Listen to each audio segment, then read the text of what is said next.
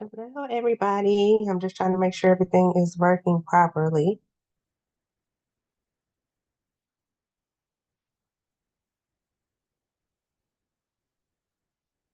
Okay, it appears to be working. This is not the Designer Blitz. I forgot to change the name of it. So, yeah,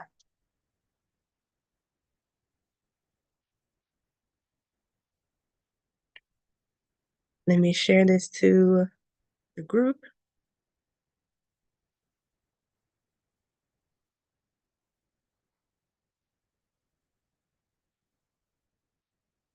And let me make sure it's on my page.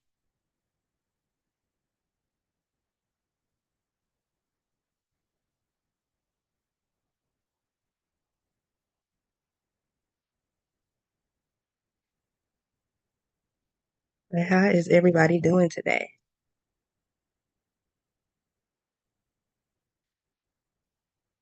Make sure I'm on YouTube.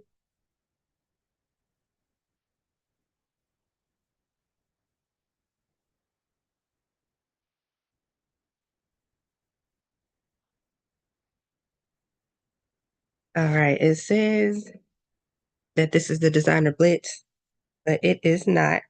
Sorry about that.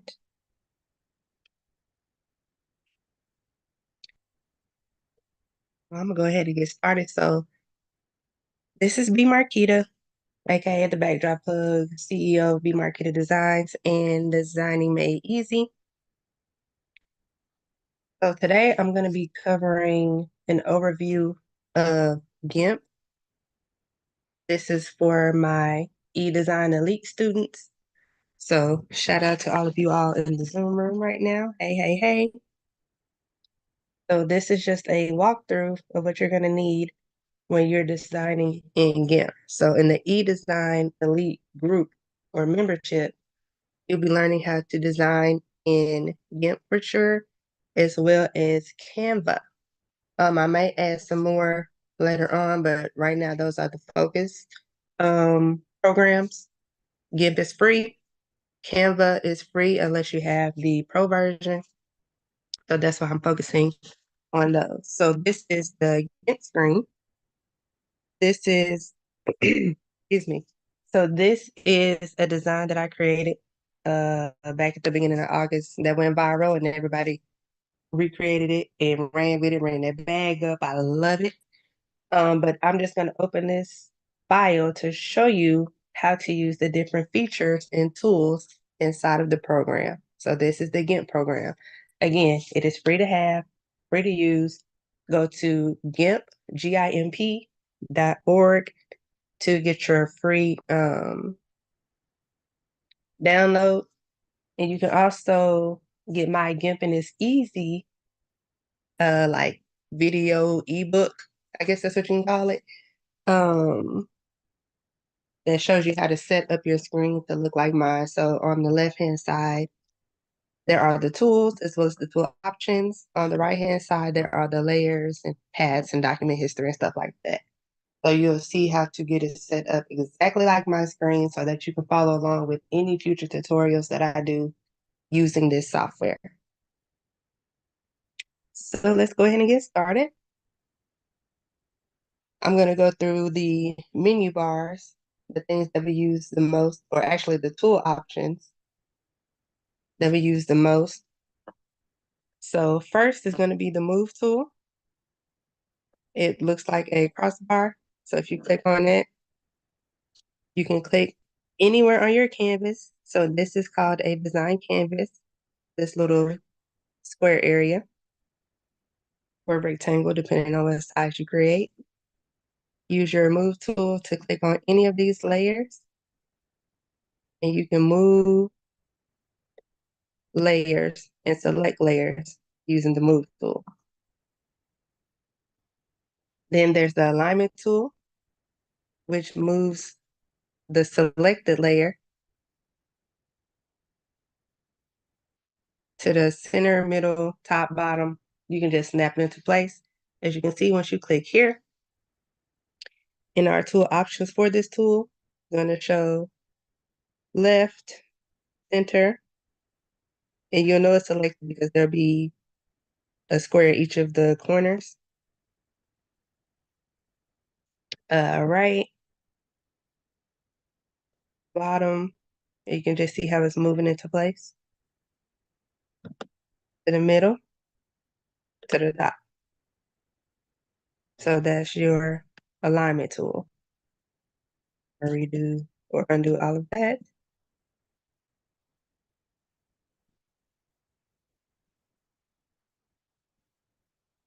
So the next tool that you like to use, that we use often, is the rectangle select tool. So if you click on that, you'll see the tool options where you can select feather edges around the corners, expand from the center. You can do a fixed aspect ratio. So it just depends on what you're working on and what you're looking to accomplish. But if you click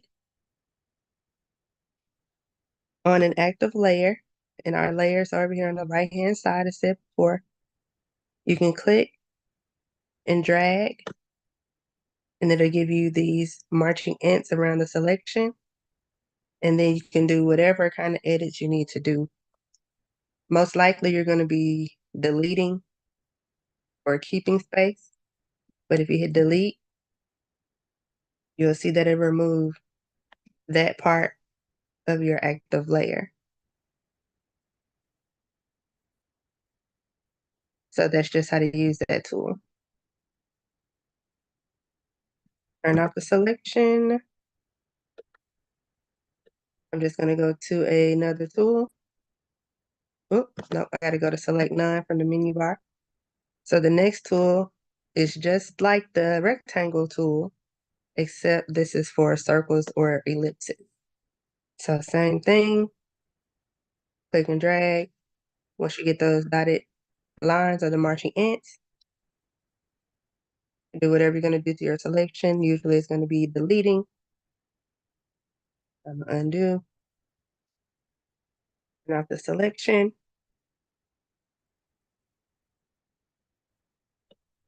Another tool that you're going to use is the free select tool.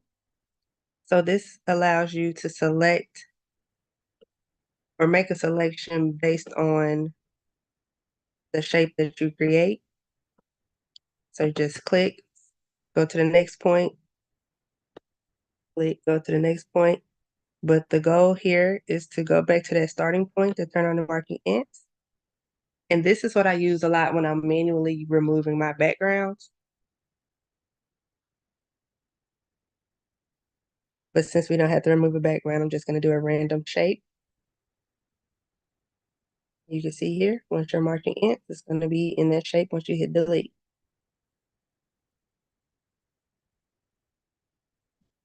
Okay. The next tool that I'm going to go over is the fuzzy select tool. So it looks like a wand or maybe a firecracker or something. I'm really not sure. But it's going to select everything in a region based off of color. So wherever you click on your canvas or on your active layer, you see how it's going to select everything that's this same color that's connected in that region, like it's all connected. You hit delete, you'll see how it reacts. It didn't do the eyeball because it's not connected. There's a black solid line in between that. But if there wouldn't have been that solid line, it would have grabbed this gray as well. I'm gonna undo. And I'm just using keyboard shortcuts as well, y'all, in case you were wondering. Then another tool is the select by color tool. So if you go click on that one, you can click on the same color that I use for the fuzzy select tool, but it's gonna grab all of the colors you see. Now it's grabbing up by the eye as well. So all of the regions, not the colors, all of the regions that are the same color in that layer. And I'm just removing it so you can see. So that's the difference between the fuzzy select and the color select tool. And of course, the crop tool is pretty self-explanatory. That's how I got this half of the face. Instead of having the whole face, I just cropped it down. So crop tool looks like a square, two right angles. So I'm gonna actually crop this layer some more, but you wanna make sure that current layer only is the only thing that's selected. Anything else, just go ahead and deselect it. And then you click and drag to the area you wanna keep. Let's say I just wanna keep this eyeball. You can drag it up if you went too far. And then all you have to do is hit enter on your keyboard, and it's gonna keep the selection.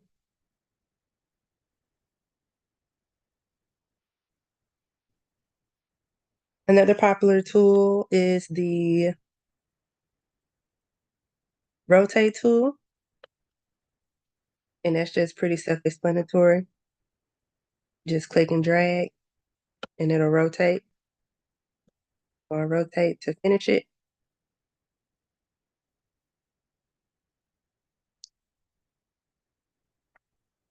And it's gonna take a little second.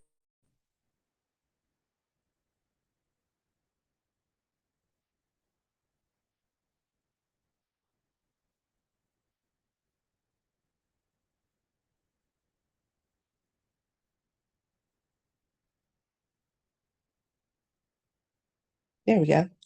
You can see it rotated the image, but I'm not gonna keep it like this. So I'm just gonna edit, undo.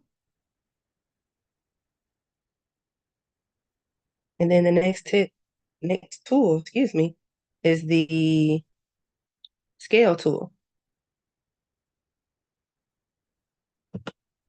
So it looks like a small square pointing down to the right to a larger square. And that's just gonna change the size. If you click on it, you can scale it up, make it smaller, make it bigger.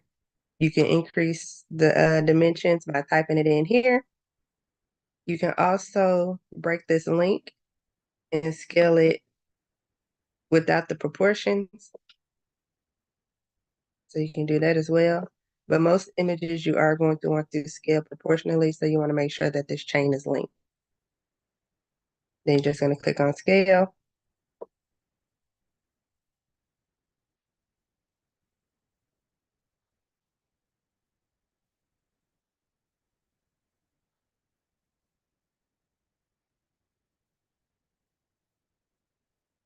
And here's your scaled image.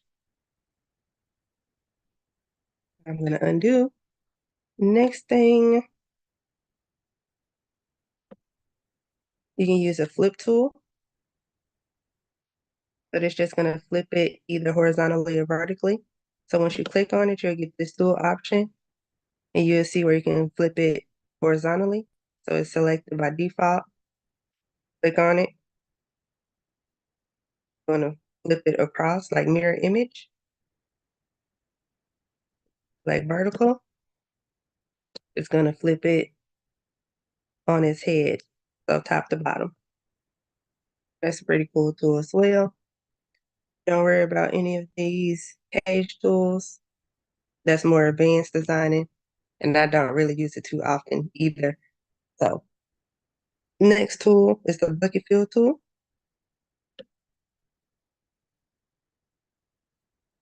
Literally looks like a paint bucket. Remember the program paint? It does the same thing. So you're gonna make sure that the fill type is with foreground color. So FG color fill, that means foreground color fill. And right now our foreground color is white. You know that because in between your tools and your tool options, you'll see these two squares, and it's gonna signify the active foreground color and the active background color. So click on whatever layer you want to add a bucket fill to. So make sure it's selected here. So let's say we want to change these letters to red. I'm going to click on the red letters layer, and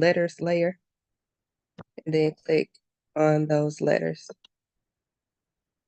And that's changing red to my active foreground color, which is white. So real simple. And it is gonna feel best with solid colors. So if you get into more realistic images or gradients or something like that, the bucket fill tool is not the best option. Then there's also the gradient tool. So this is another way to fill in space. In our tool options, you can see the different presets if you click on this square, or you can do foreground and background. So it's going to fade from the foreground to the background color. And you can see the different options for that as well. You can do a hard edge, you can do a HSV or RGB, or you can do transparent. It's just up to you. But let's say we're going to do this gold. The shape is important. You can change the direction that you want your gradient to be. You can do bilinear, you can make it expand from the center, you can make it spiral. It's completely up to you. I'm gonna leave it at linear for now.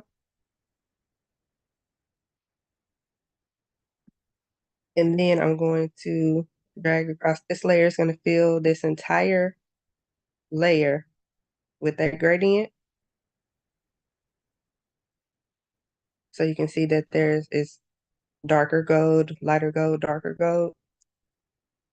But if you wanted to fill this space, just the lettering, you need to select this layer for the letters, right click, and you'll get this menu.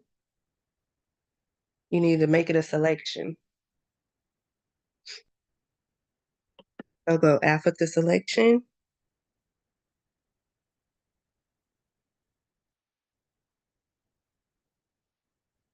And then you get those marking ints, and then you can drag it across using your gradient tool, and it'll fill just the letters. So I like this tool as well. You just click inside of the selection, hit enter on your keyboard, and then turn off the selection to turn off the marking int. So that's how you use the gradient tool. It can be used as a background, or you can do it as a fill. It's completely up to you. Then the paintbrush tool, basically just drawing with a paintbrush. Choose your color.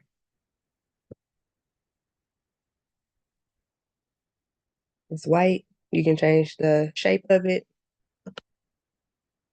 You can see you can do a line, like a bar. You can do these little cloud looking images. You can do a star.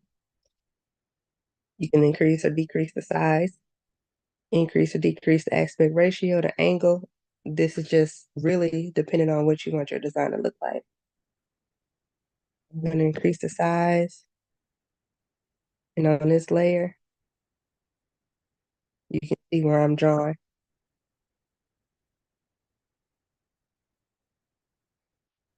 Let me draw on the bulldog. Be a little better. I'm going to select this one. Now you can see that I'm drawing. Now this is more if you're going to be doing intricate designs and you just need to make a small edit. That's going to be your paintbrush tool or your pencil tool, which is very similar. Does the same thing, except it's a little more precise when it's coming to this brush stroke.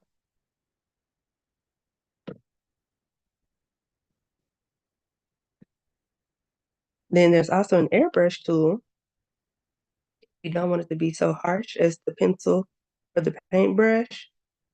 You can see where it's kind of faded. You can do that as well.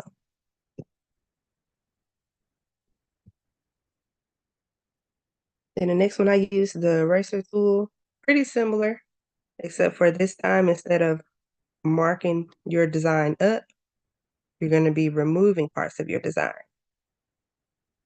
So that's real self-explanatory. Same thing, you can increase the size, shape, all that good stuff.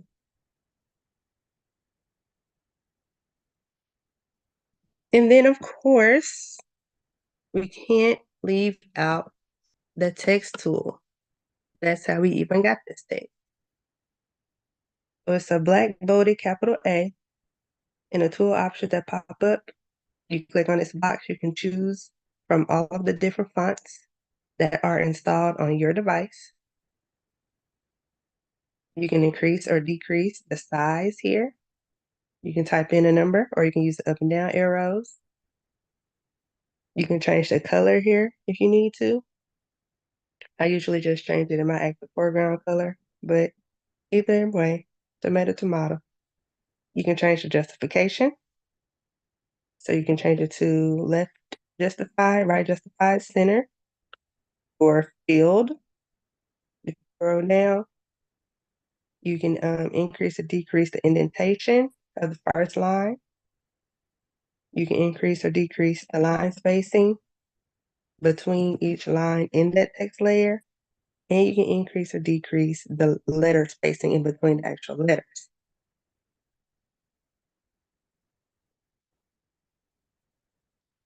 With this one, all I did was selected the impact font.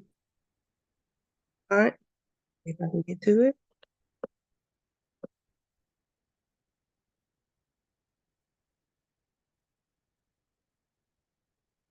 Impact condensed. And then you just click on your design canvas. Let me make this a larger size so you can see. Wherever or whatever your active layer is over here is where your text is going to start. So it's going to pop in place right above that active layer.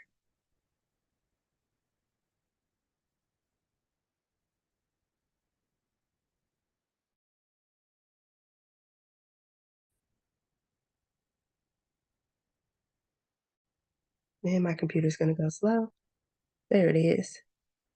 So you can see here, it popped up above the active layer because I was messing around with this bulldog face. So the font or the text layer fell into place right above that active layer. And you can always move these around too, and I'll get to that in just a sec. But that's how you add the text. You can go here and highlight, increase or decrease the size. You can make it bold, italic, underline it. You can do a strike through. You can change the color here as well.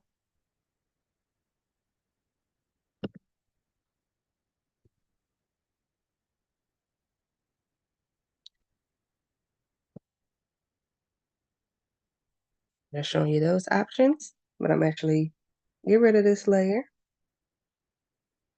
because that's going to be it for the actual tools. So those are the tools that I use on a regular basis and that I teach you all how to use as well. So next, let's go ahead and hop over here to the layers window. So if you follow my training, you'll see how to set this up. This, what I've been referring to as the layers window or the layers dock or whatever you want to call it. So this is where all of your layers are going to be. In this, you can move layers up and down by clicking and dragging them up or using the up and down arrows at the very bottom of your layers window. You can turn on the visibility or turn it off by hitting this icon at the far left of that layer. So let's say you want to turn off the face, back on, just click it to turn the eyeball back on. You can also click this next box to link, which is right beside the eyeball. And all of the ones that have this link, all of those layers are going to be connected or grouped together. So you can edit them and move them together. So right now, let's say I want to link this face as well as this layer, this text layer. So I have to click on one of them. Let's say I want to move them. And they'll move together.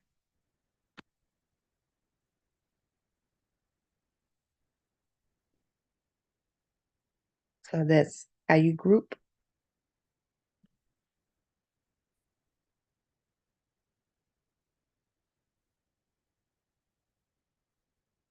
And then also, if you get a very intricate design where it's like a whole bunch of layers and you accidentally keep moving this one particular layer and it's getting on your nerves, you can just click on that layer. And right above where our eyeball and this little chain link is, there's a little bar that says lock. You can go over and go to this little, it looks like our move tool icon, but if you click on that, you can lock this layer into position and into a certain size so that it cannot be edited. So now if we try to move this one, it won't move. But if we move everything else, we're able to move it. But we just can't move this one that's locked.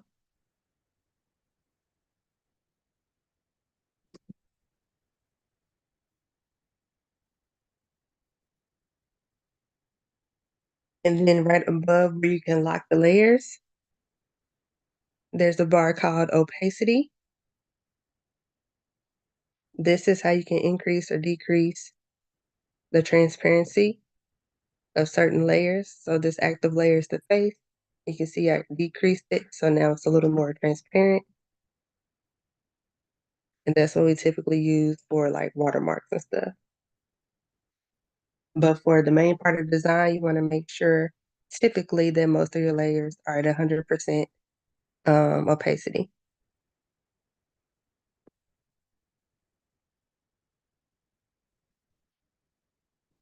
So over here in layers as well, you can create new layers. The first icon, you can rename this layer. I like to go ahead and rename it. So let's do a background. This move too fast. Hold on, y'all. Let me do it again.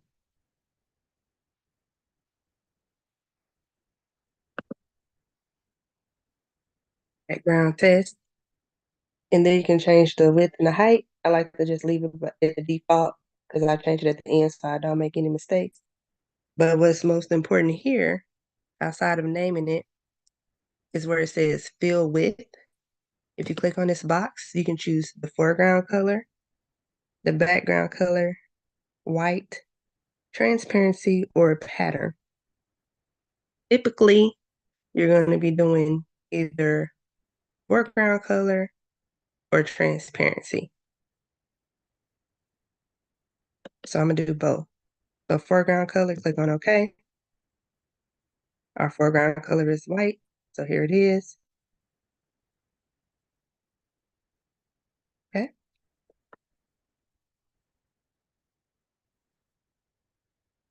Create a new layer. Let's change the fill to transparency. Okay. And now you can see it looks like it didn't do anything, but it created a transparent layer. You just can't see it because it's transparent, but here it is, background test. And then you can create folders here. So if you want to create folders or put your layers in folders, you can do that as well. I really don't teach it too much because people start to get confused when they're trying to find all of their layers because they don't remember which group they put it in. So it's a little more advanced. I might start teaching it later, but it is a little more advanced. But here's where you can move it up and down. If you don't want to drag it, you see I'm moving this layer down, back up. So the next one is to create a duplicate layer. So you can duplicate the active layer. So now I have two of these faces or half faces. Just turn it off and turn it back on so you can see that there's two. And then you can also, next to that, merge layers down. So you can merge the layer, the one that's active, to the next visible layer. So if I merge this copy with the original, It's going to go back to just one layer.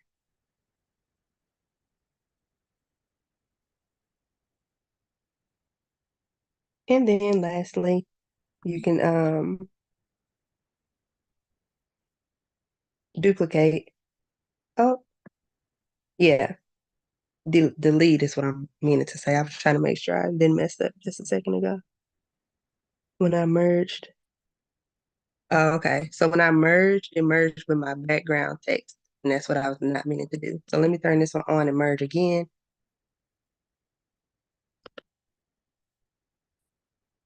Now I have this one. And I still have my background transparent layer for the test. So the last option over here in the layers window is to delete the red X. So that's a quick run through of the layers window. And then this is just your recent document history. So stuff that you've been working on recently, past folder, that's more advanced training. So that's going to be in the membership later on down the line. But what's most important here is your layers and how to use it. And then we're almost done. I'm going to walk you through the actual menu bar now. So as you can see, it's not really too complicated. You just have to know what works for what and when to use it. So file, you can create a new document. You just put the dimensions that you want to use. Make sure it's in pixels, or if you're doing something that requires inches or something like that, make sure you go to the drop-down menu and select what you need. Click on OK. I'm not going to create a new one. You can create a new document from your clipboard. You're not really going to use that one too much. So that's why I just do File New. You can do File Open, and you can open an image or a design file that you already have. That's how you're going to open templates. If you get any GIMP templates from me, you're going to go to File Open and then just follow those prompts. File Open as layers is how you're going to get images or text or whatever it is onto this actual design file. So that's very, very important. Let me see. Grab this one, click on Open.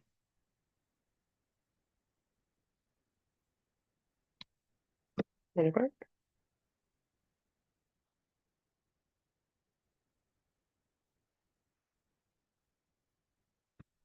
Okay, give it a second. Computer's going slow.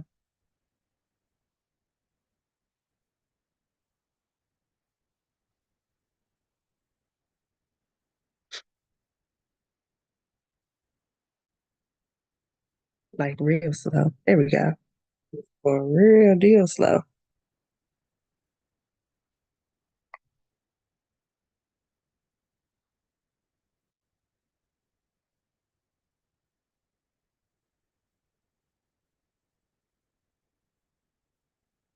If I move this up, you'll see that this new layer is now in this design file. So that's very important when you're designing as well. I'm gonna delete it, get it out the way. But what else is in file? File, save as, save. Y'all basically know how that works. If you don't want to override a template, make sure you do save as and then save as you continue to work the file.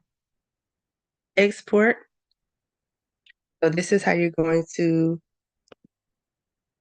make this image a flattened image so that you can use it for your printing or whatever your purposes are going to be. So you're going to add the name or make sure the name is correct. Here, you're going to make sure that the ending is correct. So if you need something with a transparent background, you're going to end it or make sure the ending is in PNG. You can go in here and type. If your file needs to be a PDF, you can just change it to a PDF. If you need to be a Photoshop image, you can change it to PSD. Uh, you just needed a more compressed image that actually has a background on it. JPG. Trying to think of the other file types. I think that's all you're gonna need if you're following any of my training.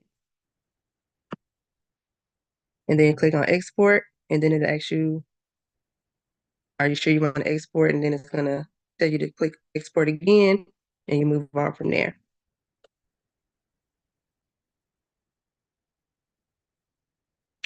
So the next thing is the edit menu or edit tab on the menu. This is how you're gonna remove or undo. I'm sorry, I was looking at the word remove and read it. This is where you're gonna do undo and redo. Or if you're a keyboard warrior like me, you could just hold down Control hit Z and it'll undo, Control Y to redo. If you're on Mac, Command Z and Command Y. And then here's where all of your cut and paste options are. So cut, copy, paste. But with paste, you're going to do it paste as. So we don't really use paste in my training. We use paste as because when we paste from the internet or from email or whatever, you want to add it as a new layer. So you're going to go edit, paste as, new layer. Then next, if you're on a Mac, for some reason it doesn't let you hit delete when you're trying to delete all the selections. So all of that selection stuff that I was talking about a few minutes ago, you could just go to edit, clear, and it'll work for you. I had to learn that the hard way. And if you've gotten to this point and you set up your GIMP already, you know that you can go to edit preferences. And this will show you how to get everything, or this will show you the back office or the dashboard so that you can see how to change your GIMP program. So you get all this good stuff. But I teach which features you need to edit in that GIMP and it's easy training. All right, so select on our menu bar. Main thing you're gonna need is where you're turning off the marching ants by going to select none or holding down Shift, Control, and A. And then also, this is where I do my shrink and grow when I'm doing outlines.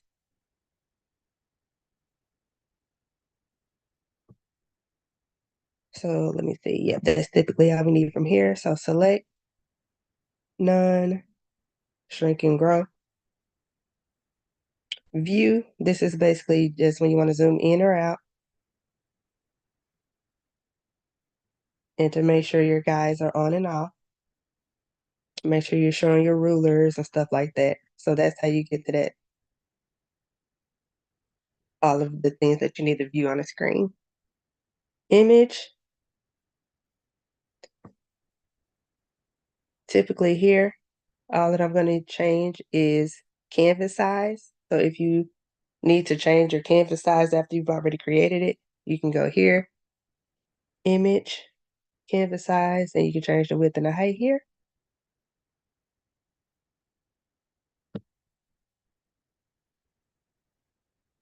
And let's see.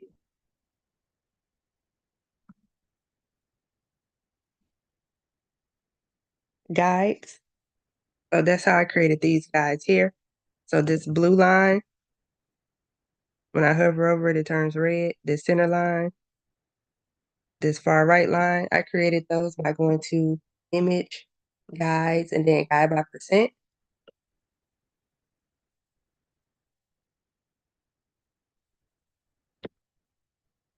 And then it's going to give you a pop-up. I don't know why my computer's going so slow. Okay.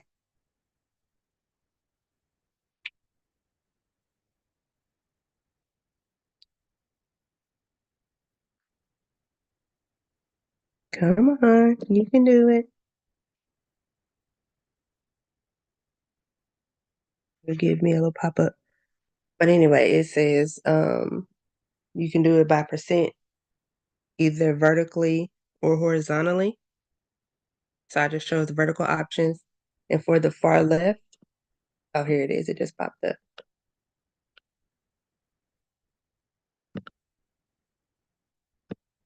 I changed the vertical. And then for the far left, I just changed the position to 0%. For the center, I did 50%. And then for the far right, I did 100%. So I just did it 3 times. And then you can also go here and remove all the guides. So now those lines are gone. Those guidelines are gone. Layer from our menu bar. Really, I don't do too much here except for crop the content. And it's just to save space. So let's say you had a file that wasn't, the border wasn't all the way to the edge. Like there was extra space between the end of the actual content in the layer and the border. So the border is this yellow line for each layer. You can crop the content so it'll make everything fit snug. There's no extra space in the background from the edge of the content to the border. And it also saves you space, file space when you're saving and exporting your files. So that's typically all I use from our layers tab. I do everything else from our layers window regarding layers. Colors.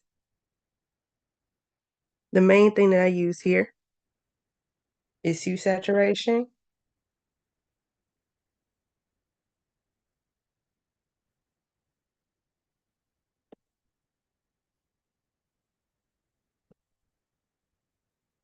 And it has to be an active layer or a layer that's visible. You can change the colors based on a specific color, or if you drag these bars for a hue, you can see it and make changes. Now, this isn't always 100% perfect, so you have to play around with it. You can change the lightness and the darkness. You can increase the saturation or decrease. You can do a reset, but make sure that your preview is on right above this help button so that you can see what's going on. So again, you can select certain colors that you want to edit. So I click on the red, just the red changed. If I click on the yellow, which is in here, only my yellow will change. So anything that has that tint to it will change. And then once you get it how you want it, if you want to make changes, click on OK and do cancel. So that's it for colors. So for tools, I don't use anything here. Filters though, what I do use is light and shadow. And this is where I can do my drop shadow and my long shadow. So that's self-explanatory. I'm gonna do a drop shadow though, just so y'all can see. You get this screen, make sure your preview is on. You can increase or decrease the radius for the X and Y. Let me turn up the opacity so you can see a little better. And let me change the color. You can change the color here. I'm gonna change it to a color y'all can see.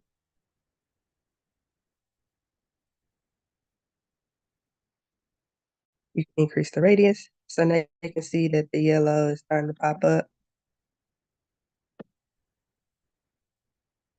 Increase the X and Y.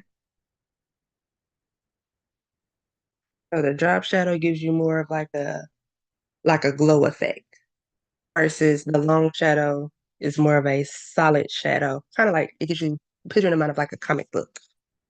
But once you get it to where you want it to be, click on OK. Again, increase, decrease the opacity, change the color here. Make sure you had a preview on up. Click on OK. I'm gonna do cancel because I don't want to keep it. So those are the two options under filters. And then windows, you should only be dealing with this when you're first setting up your GIMP software, which I have in my GIMP and it's easy, free resource. And then help, don't really need, I mean, if you want to ask questions, learn more about it. I don't really use it too much, but that's it. I think it's real simple. You just have to know what to do. This is going to be a replay, but I just wanted to walk through this with my eDesign Elite members to make sure that they didn't have any questions. So any questions, eDesign Elite, over here on Zoom?